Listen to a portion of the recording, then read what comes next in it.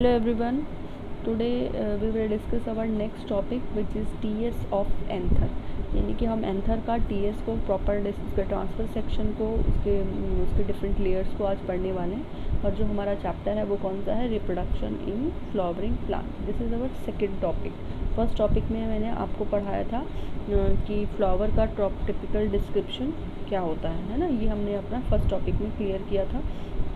अब हम आगे, ये हमारा एंथर का हमने थोड़ा सा डिस्क्रिप्शन आपको पहले भी बताया, लेकिन इस वीडियो में मैं आपको इसका फुल डिस्क्रिप्शन बताऊंगी। ठीक है, तो स्टार्ट करते हैं। इसमें देखिए, हम आपको जो प्रॉपर हमारा जो एंथर होता है, ये जो मैंने आपको बनाया है, ये 2 लोब्स हमने क्या बनाया है? एंथर बनाया है। एंथर जो होता है जिसमें पोलन्स आपके मौजूद होते हैं। लास्ट वीडियो में मैंने आपको बताया था कि जो एंथर होता है वो क्या होता है, ये एंथर है आपका। और ये एंथर जो होता है ये कैसा होता है? 2 लोब्स होता है, यानी कि इसके अंदर 2 लोब होते हैं। This is your first lobe, ये this is your second lobe. और इसके अंदर ईच लोब के अंदर हमें 2 माइक्रोस्पोरेंजियम जो है वो देखने को मिलते हैं। तो बेसिकली हमने यहाँ पर 4 माइक्रोस्पोरेंजियम जो है वो ड्रॉ किए हैं। और इन ईच माइक्रोस्पोरेंजियम के अंदर हमें क्या मिलते हैं? माइक्रोस्पोर्स डेवलप होते हैं। अभी हम ये डेवलपिंग स्टेज बना रहे हैं। जब ये डेवलप्ड हो जाता है तो क्या होता है? इसके अंदर माइक्रोस्पोर्स जो है, पोलन ग्रेन्स जो हैं वो माइक्रोस्पोर्स या फिर पोलन ग्रेन जो है वो फॉर्म हो जाते हैं। माइक्रोस्पोर्स मैंने आपको पहले भी बताया था, microspores is a pollen grain. चलिए हम इसकी बॉल के ऊपर बात करते हैं। जो माइक्रोस्पोर्स होते हैं, इसकी जो आउटर यानी कि एंथर की आउटर वॉल और आपकी माइक्रोस्पोरेंजियम, इसके बीच में जो ये जितनी भी इसकी विड्थ होती है, इसको हम क्या बोलते हैं? इसकी एंथर वॉल होती है। क्या बोलते हैं इसको? एंथर वॉल बोलते हैं। एक्चुअली में एंथर वॉल जो होती है, एंथर वॉल से लेकर के आप पूरी की पूरी एंथर वॉल जो होती है वो 4 लेयर्ड होती है। कितनी लेयर्ड होती है? 4 लेयर्ड। इसकी जो सबसे ऊपर की जो लेयर है वो कौन सी है? एपिडर्मिस लेयर है। ये आपको दिखाई भी दे रही होगी। ये सबसे आउटर जो लेयर है वो कौन सी लेयर है? एपिडर्मिस लेयर है। ये जो एपिडर्मिस लेयर होती है ये सिंगल लेयर और फ्लैट सेल्स होती है, यानी कि इसके अंदर सिंगल लेयर होती है। आपको थोड़ा सा डिस्क्रिप्शन ड्रॉ करके बता देती हूँ ताकि आपको थोड़ा सा और क्लियर हो जाए। देखिए, अगर मैं यहाँ पर ये एंथर की वॉल बनाऊँ और इस एंथर की वॉल के अंदर मैं लेयर बनाने की कोशिश करूँ, तो यहाँ देखिए ये सिंगल लेयर बनाऊँगी। कैसे बनाऊँगी? सिंगल लेयर होती है और फ्लैट होती है। फ्लैट मतलब तो आप जानते हैं, यानी कि चपटी होती है, ऊपर की तरफ उठी हुई नहीं होती। ये सिंगल लेयर वॉल है। ठीक है, और इस सिंगल लेयर वॉल के नीचे जो हमारी सेकंड लेयर मिलने वाली है, जो मैंने ब्लैक कलर से ड्रॉ की हुई है, यहाँ पर आपको दिखाई दे रहा होगा, ये ब्लैक कलर से ड्रॉ की हुई। ये जो ब्लैक कलर से ड्रॉ की हुई वॉल है, इसे हम क्या बोलते हैं? Endothecium layer. क्या बोलेंगे? एंडोथीसियम। ये एंडोथीसियम लेयर भी सिंगल लेयर होती है, लेकिन ये फ्लैट अरेंज नहीं होती, ये रेडियली अरेंज होती है। कैसे अरेंज होती है? रेडियली अरेंज होती है। ये हमारी रेडियली अरेंज्ड लेयर, यानी कि आपको लंबाई में ऐसे उठी हुई दिखाई देगी। ये रेडियली अरेंज लेयर, ठीक है, ऐसे इस तरह से ये रेडियली अरेंज होती है। ओके, और इसके अंदर एक और क्वालिटी होती है कि इसके अंदर सेलोज थिकनिंग होती है। सेलोज जैसे एक सीमेंटिंग मटेरियल होता है, तो जो ये जो एडजस्टेंट सेल्स होती है, इन एडजस्टेंट सेल्स के बीच में कॉम्पैक्ट, यानी कि उसे कॉम्पैक्ट बनाने के लिए, उसे टाइटली पैक्ड करने के लिए इनके बीच में क्या मिलेगा? हमें कैलोज थिकनिंग मिलती है, जो कि इसे कॉम्पैक्टली अरेंज करती है। इसके बाद हमारे पास आ जाती है मिडल लेयर। मिडल लेयर क्या होती है? ये जो हमने अभी मैंने आपको ये ड्रॉ करके बताई थी, कौन सी? Endothecium layer. इस एंडोथीसियम लेयर के नीचे 2 और 3 लेयर क्या होती है? थिकनिंग की 2 और 3 लेयर थिकनेस की क्या मिलेगी आपको? मिडल लेयर मिलेगी। यहाँ वैसे आपको डायग्राम में ड्रॉ करके दिखाया हुआ है कि जो रेड कलर का जो भी ये पूरा जो पोर्शन बना है, ये जो पूरा रेड कलर का जो पोर्शन है, ये सब क्या दिखा रहा है आपको? मिडल लेयर को शो कर रहा है। ठीक है, ये मिडल लेयर जो होती है वो आपकी 3 to 4 लेयर्ड होती है, ये सिंगल लेयर में नहीं होती। जैसे कि मैंने अभी आपको बताया कि एपिडर्मिस जो होती है वो सिंगल लेयर होती है, सिंगल लेयर और फ्लैट सेल से मिलके बनती है। जो आपकी मिडल लेयर होती है, सॉरी एंडोथीसियम लेयर होती है, वो सिंगल लेयर सेल्स होती है और इसके बीच में क्लोज सेलोज थिकनिंग होती है, कैलोज थिकनिंग होती है, लेकिन ये सिंगल लेयर रेडियली अरेंज होती है। और इसके बाद जो मैं आपको थर्ड लेयर बता रही हूँ, मिडल लेयर, वो कैसी होती है? 3 to 4 लेयर होती है। ठीक है, कैसी होती है? 3 to 4 लेयर। यहाँ एक बात ये समझने की है कि ये जो तीनों लेयर्स हैं ये किस में हेल्प करती है, डेहिसेंस में हेल्प करती है। अब ये डेहिसेंस क्या चीज़ होती है, अभी आपने कभी भी देखा होगा कि आपको एक शॉर्ट एग्जांपल से बता रही हूँ कि जैसे मान लीजिए एक सूखी हुई लकड़ी है, ठीक है। इस सूखी हुई लकड़ी के अंदर कुछ ग्रेन्स जो हैं यानी कि कुछ दाने जो हैं वो अगर भरे हुए होंगे, इस तरह से फुल ऑफ होंगे, इसके अंदर बहुत सारे जो हैं वो दाने भरे हुए, अब क्या होगा, ये सूख जाती है तो अचानक क्या होगा, एक दिन ये टूट जाएगी। अब टूटेगी ऐसे, जैसे ये टूटेगी तो यानी कि ये जैसे ही टूटेगी इसके अंदर के जो मॉलिक्यूल्स होंगे वो क्या हो जाएंगे, बाहर निकल आएंगे, यानी कि इसके अंदर जो ग्रेन्स होते हैं वो बाहर छटक जाते हैं। तो इस तरह से अचानक से जब कोई छटक के चीज़ टूटती है तो उसे हम क्या बोलते हैं, डेहिसेंस बोलते हैं।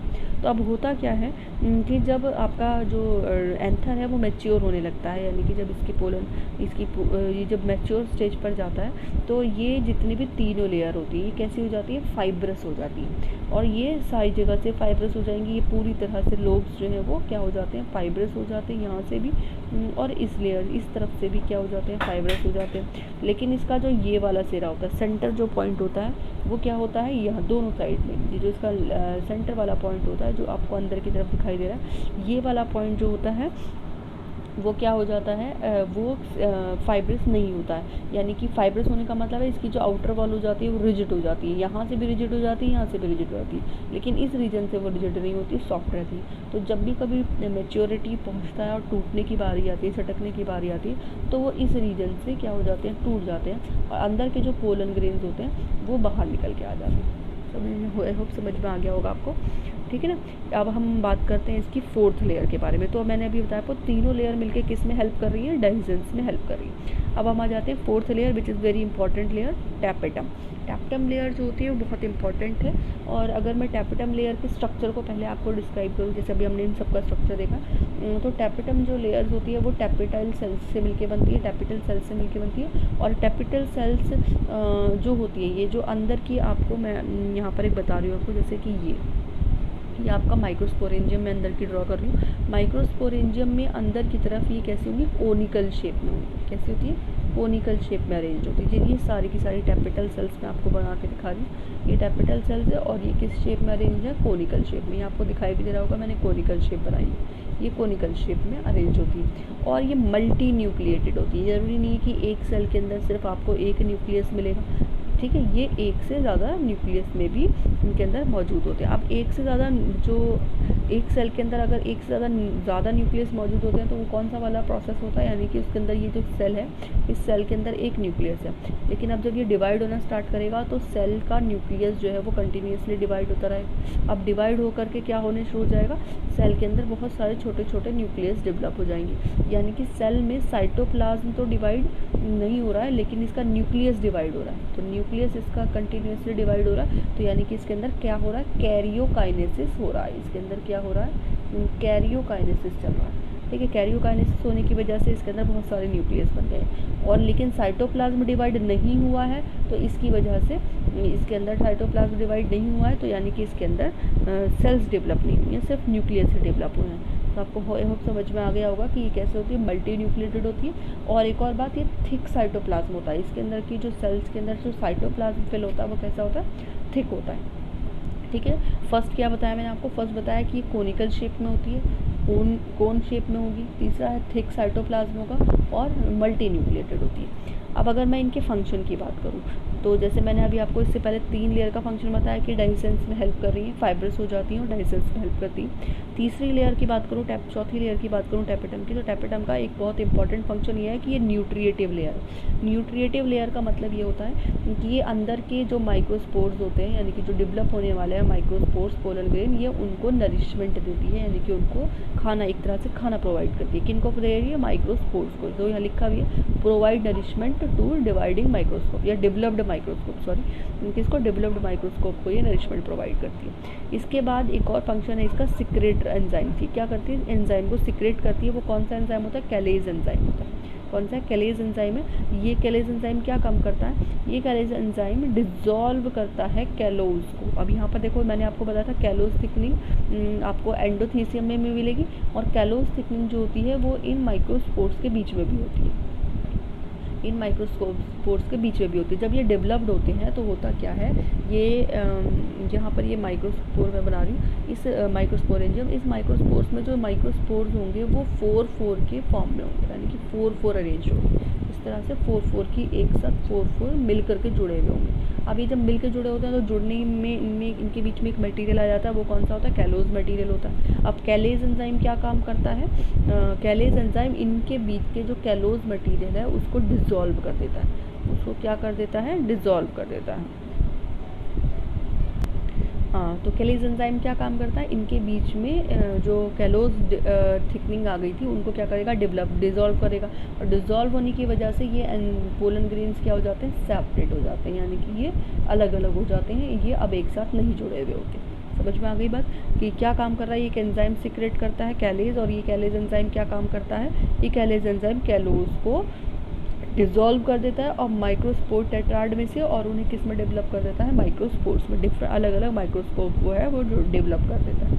इसके बाद जो इसका नेक्स्ट फंक्शन आया है वो क्या है, यूबिश बॉडीज़। यूबिश बॉडीज़ क्या होती है कि जितने भी आपके पोलन ग्रेन्स होते हैं, वो पोलन ग्रेन जो होते हैं वो बाहर से एक उनके बाहर एक लेयर होती है, और वो बाहर जो है एक लेयर से डेवलप होता है, यानी कि इसके बाहर एक लेयर मिलेगी माइक्रो स्पोरोपोलेनिन। ये स्पोरोपोलेनिन की जो लेयर होती है ये बहुत हार्ड होती है, ये स्पोरोपोलेनिन की लेयर हार्ड होने की वजह से ये इसको रेजिस्टेंस देती है, हर एक चीज़ से रेजिस्टेंस, एयर से, वाटर से, किसी किसी बैक्टीरियल इन्फेक्शन से, फंगल इन्फेक्शन से इसको रेजिस्ट करती है, यानी कि बहुत रेजिस्ट, ये अब तक का लिविंग लोन रेजिस्ट सब्सटेंस है स्पोरोपोलेनिन, इसे कोई आसानी से डिसॉल्व नहीं कर सकता है। ठीक है, तो ये यूबिश बॉडीज़ क्रिएट करती है। इसके बाद आपकी एक और इसका फंक्शन आ जाता है कि ये क्या होता है, formation of pollen kit. Pollen kit क्या होता है, जब आप किसी भी प्लांट के पास से गुजरते हो, स्पेशली हिबिस्कस प्लांट हो गया, रोज़, तो उसका जब आप जाओगे ना तो उसका जो एंथर है वो अगर आपकी बॉडी से टच हो जाता है तो आपको येलो या हाथों पे भी लग जाता है, ये पाउडरी सब्सटेंस आपको दिखाई देता होगा येलो कलर का। ये जो येलो कलर का पाउडरी सब्सटेंस है वो क्या है, पोलन किट है। तो जो आपकी टेपिटम लेयर होती है वो पोलन किट को फॉर्म करने में हेल्प करती है। वो मैंने आपको इसके फंक्शन बताए हैं।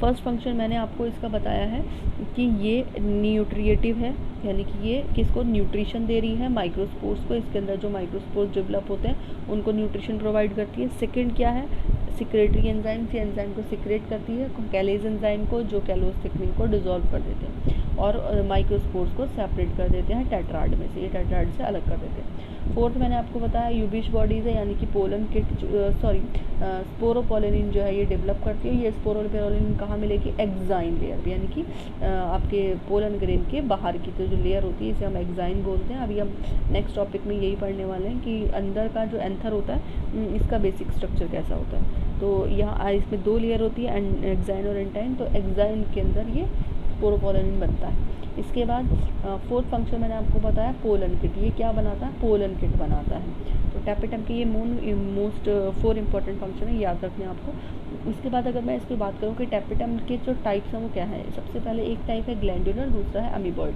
टैपेटम। जो ग्लैंडुलर एपिथेलियम है, ग्लैंड से आपको समझ में आ रहा होगा कि ये कुछ ना कुछ सिक्रेट करता है, तो यानी कि किसका फंक्शन क्या, सिक्रेटरी है।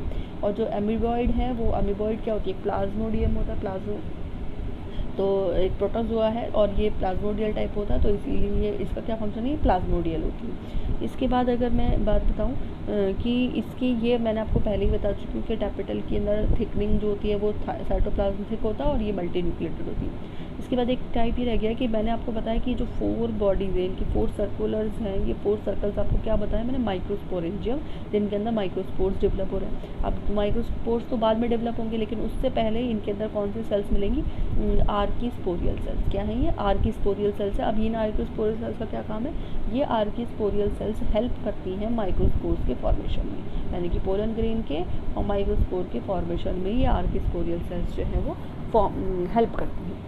ठीक है, इसके बाद ये जो आपको रेड थिकनिंग या रेड लाइन ये दिखाई दे रही है, मैंने लास्ट टाइम भी आपको बताया था कि जो फर्स्ट लोब और सेकंड लोब, जो आपका फर्स्ट लोब और सेकंड लोब होता है, यहाँ देखिए ये जो फर्स्ट लोब है और ये सेकंड लोब है, इस फर्स्ट लोब और सेकंड लोब को जो बीच में कनेक्ट करता है उसे हम क्या बोलते हैं, कनेक्टिव। तो यहाँ मैंने ये वही कनेक्टिव आपको शो किया है कि फर्स्ट लोब ये है और सेकंड लोब ये है, इसके बीच की जो कनेक्शन है उसे हमने क्या बोला है, कनेक्टिव बोला है। तो ये कनेक्टिव जो होता है वो स्टाइल होता है, यानी कि इसका फर्टिलिटी में डायरेक्टली कोई इन्वॉल्वमेंट नहीं होता, रिप्रोडक्शन में कोई इन्वॉल्वमेंट नहीं होता, फर्टिलिटी ये नहीं शो करता, इसलिए स्टाइल टाइप है, ये सिर्फ कनेक्शन के लिए काम आता है। समझ में आ गया। एक बार थोड़ा सा जल्दी से क्विक इसका रिकैप ले लेते हैं। मैंने अभी इस वाले वीडियो में आपको बताया है कि एंथर जो होता है ये टीएस ऑफ एंथर है, ट्रांसफर सेक्शन है एंथर का। Anther is a male part और ये कितनी लेयर से मिलके बनता है, 4 लेयर से मिलके बनता है। आपके माइक्रोस्पोरेंजियम और एंथर के आउटर वॉल के बीच में जो स्पेस होता है इसे हम क्या बोलते हैं, एंथर वॉल बोलते हैं। और बेसिकली ये 4 लेयर होती है। सबसे पहली लेयर है आपकी एपिडर्मिस, सेकेंड लेयर है एंडोथीसियम, थर्ड लेयर है middle layer and fourth layer है टैपेटम। हर एक का अपना अपना एक स्ट्रक्चर के फॉर्मेशन से इंपॉर्टेंट पॉइंट ऑफ व्यू है। सबसे पहला एपिडर्मिस जो होती है वो सिंगल लेयर होती है, फ्लैट सेल होती है। एंडोथीसियम जो होती है वो single layer and callus thickening की होती है, यानी कि इसके बीच में कैलोस सीमेंटिंग मटेरियल फिल्ड होता है। थर्ड है मिडल लेयर जो 3 to 4 लेयर होती है। ये तीनों की तीनों लेयर आपस में मिलकर के क्या काम करती हैं, फाइब्रस हो जाती हैं और डेसीहेंस में हेल्प करती हैं। फोर्थ आपकी लेयर बताई टैपेटम। टैपेटम के 4 फंक्शन बताए हैं। न्यूट्रिएटिव लेयर होती है जो कि नरिशमेंट प्रोवाइड करती है माइक्रोस्पोर्स को। इसके बाद सेक्रेटरी एंजाइम, ये एंजाइम को सिक्रेट करती है जो कि टेट्राड माइक्रोस्पोर टेट्राड को डिज़ोल्व, उनके बीच में कैलोस को डिज़ोल्व करके उसको 4 पार्ट्स में डिवाइड करती है। फोर्थ मैंने आपको बताया है कि यूबिश बॉडीज़ क्रिएट करती है, यानी कि स्पोरोपोलिन ये डेवलप करती है, यानी कि जो पोलन ग्रेन है उसके जो एक्साइन लेयर है, आउटर लेयर है, उसके चारों तरफ ये यूबिश बॉडीज़ डेवलप करती है। इसके बाद आपकी नेक्स्ट है आपका ये इसके बाद है फॉर्मेशन ऑफ पोलन किट। ये पोलन किट डेवलप करती है, यानी कि येलो पाउडरी सब्सटेंस ये फॉर्म करती है। बेसिकली ये 2 टाइप्स की मिलती है, ग्लैंडुलर और अमीबियोइड टाइप की। और अगर मैं इनकी बात करूँ तो जो टैपेटल सेल्स होती हैं वो टैपेटम जो लेयर होती है वो टैपेटल सेल्स से मिलकर बनती है, और हर एक में इनके साइटोप्लाज्म जो होता है वो थिक होता है और ये मल्टी न्यूक्लिएटेड होती है। और इन माइक्रोस्पोरेंजियम के अंदर आपको एक टाइप की सेल्स मिलती है जिन्हें हम आर्किस्पोरियल सेल्स बोलते हैं। ये आर्किस्पोरियल सेल्स पोलन ग्रेन के फॉर्मेशन में हेल्प करती है। और ये जो बीच में आपको दिखाई दे रहा है ये क्या है, आपका कनेक्टर है।